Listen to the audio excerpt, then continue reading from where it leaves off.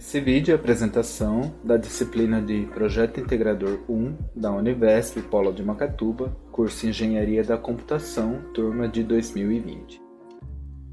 Sobre os objetivos. Uma das atividades mais importantes nas empresas é o controle financeiro. Todo empresário precisa gerenciar bem os recursos de seus negócios. E eles podem ser diversos, como recursos humanos, maquinários, estoque, logística e também os recursos financeiros. Uma empresa que não gera caixa, a não ser que entre recursos de terceiros como empréstimos ou investimento de algum sócio, ela está com os dias contados para falir. Mas como fazer um bom controle financeiro quando você é um pequeno microempreendedor e muitas vezes trabalha sozinho ou com poucos funcionários e poucos recursos? Algumas pesquisas mostram que os trabalhadores por conta própria e microempreendedores têm grande dificuldade em fazer os seus controles financeiros, e alguns sequer fazem um registro de suas despesas e ganhos. Perfil do empreendedor. O Anuário do Trabalho nos Pequenos Negócios, publicado em 2020 com dados de 2018, mostra que 99% dos estabelecimentos no Brasil era formado por micro e pequenas empresas. São cerca de 7,1 milhões de estabelecimentos que representam 54% dos postos de trabalho no setor privado. 23,4 milhões de pessoas são trabalhadores por conta própria.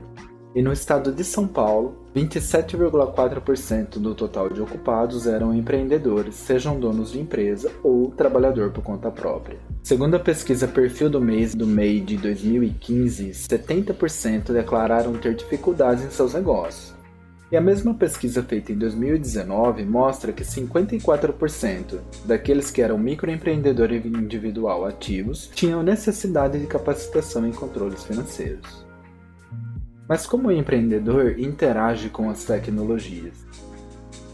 Uma outra pesquisa, a pesquisa Os Donos de Negócio do Brasil, com dados de 2003 a 2013, revela que 39% deles tinham um baixo nível de informatização em 2013, mas 99% possuíam telefone celular.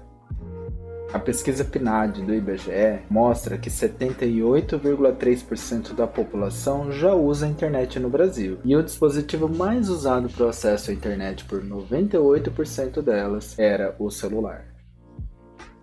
E o controle financeiro das empresas? Bom, uma empresa existe para gerar lucro para o proprietário. No caso dos microempreendedores, os seus negócios são a principal fonte de renda da família. E para uma empresa se manter saudável, é importante monitorar os fatores essenciais ao negócio. Entre esses fatores está o gerenciamento de custos e o acompanhamento do fluxo de caixa. Ele é um dos relatórios mais importantes para o pequeno empresário. Ele é um relatório de receitas e despesas, de forma muito simplificada, agrupado por categorias durante um determinado período.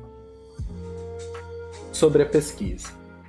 Bom, primeiro, o grupo fez uma pesquisa bibliográfica em pesquisas do Sebrae, do IBGE e do DIEESE para entender o perfil geral do empreendedor. Depois, foi elaborado um formulário para entender o perfil do empreendedor local. Essa pesquisa, o questionário, foi enviado para empreendedores que participavam de programas do Sebrae em Macatuba e reforçou os resultados do empreendedor brasileiro. Ele mostrou também que a maioria das pessoas empreendiam há menos de 5 anos, e sobre como elas controlavam as despesas dela, pouco mais de um terço anotava em um caderno, 40% tinha uma planilha no computador e 13% usava algum aplicativo de celular. E sobre o grau de conhecimento do resultado do seu negócio, 37% declararam ter um bom controle, mas 48% tinham alguma ideia, mas não um número exato se a empresa deu lucro ou prejuízo. E as maiores dificuldades deles era que eles não possuíam um sistema ágil e prático que tivesse com eles o tempo todo. Diante disso, o grupo resolveu desenvolver um sistema para a web, mas que usasse a linguagem Python, que é uma das mais usadas no mundo, segundo a consultoria Redmonk, e o framework Django, que também é um dos mais usados, tem ampla documentação na internet e já vem com alguns módulos prontos que facilitam o desenvolvimento, como o controle de usuário, por exemplo. O banco de dados escolhido foi o SQLite e o protótipo foi hospedado na hospedagem do plano grátis da empresa Heroku, que era o suficiente para a gente poder testar a aplicação.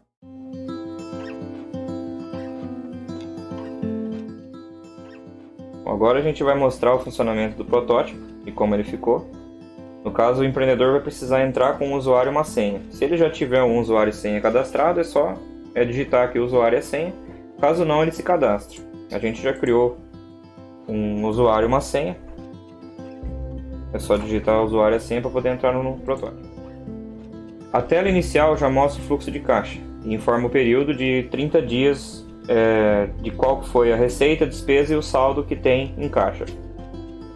No caso, a gente vai precisar cadastrar uma nova categoria ou usar as categorias que já tem cadastradas. No caso, assim, como a gente já criou um usuário, a gente já tem algumas categorias que a gente criou, que são venda, compra de mercadorias, impostos e outras despesas.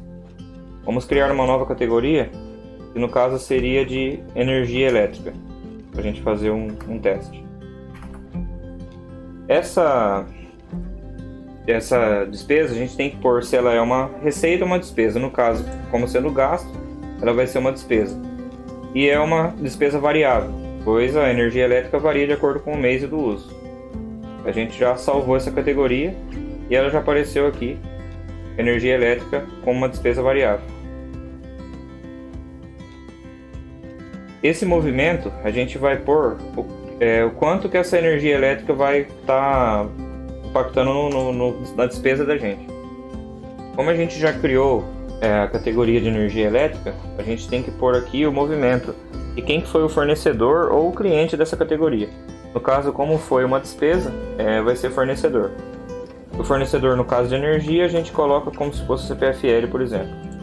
Data do vencimento, a gente pode pôr, por exemplo, que seja no dia 25/11/2021, que é o vencimento. E o pagamento a gente também pode pôr como dia 25/11/2021.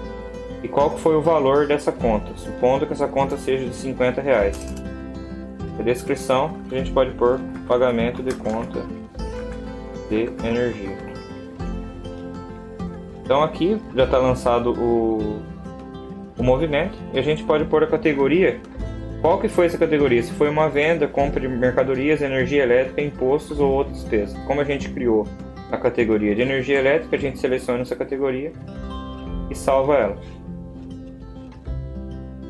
Por fim, essa categoria também vai estar aqui na parte do fluxo de caixa. Como eu informei, são 30 dias geralmente que vai ter o período pré-estabelecido já.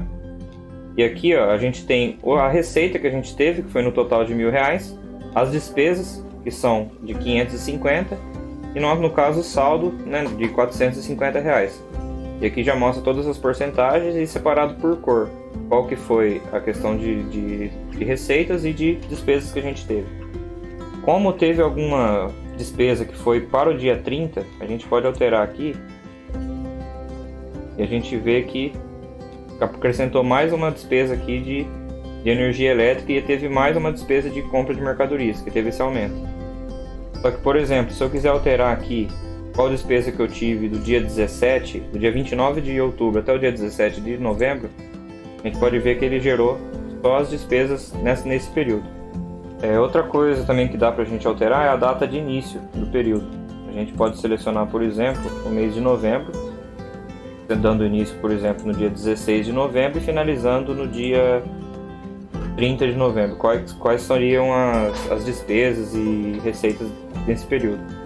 E também o programa vai gerar quais foram essas despesas e essas receitas desse mês. E por fim, seria essa a explicação. Temos aqui todas as categorias aqui no menu. E assim que a pessoa iniciar ou colocar todas as coisas que ela precisou, só clicar em sair que o projeto volta no início.